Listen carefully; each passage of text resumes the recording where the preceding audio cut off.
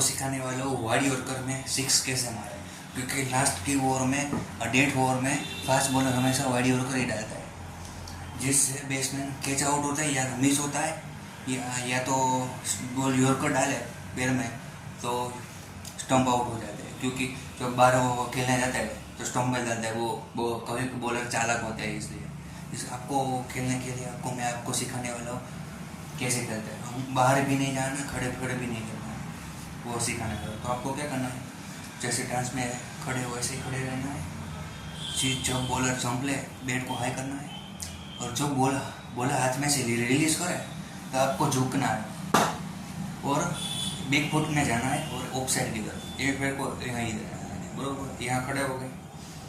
जब बॉल हमारे नजीक आने के लगे, हवा में हो बॉल, तो भी एक पैर को ऑफ साइड की तरफ ले जाना है। फिर हमारे पास जब आने वाले हो, हमको मारने समय रूम बनाना है। इसलिए क्या करना है, बिग फुट में आए हो तो यहाँ से रूम बना के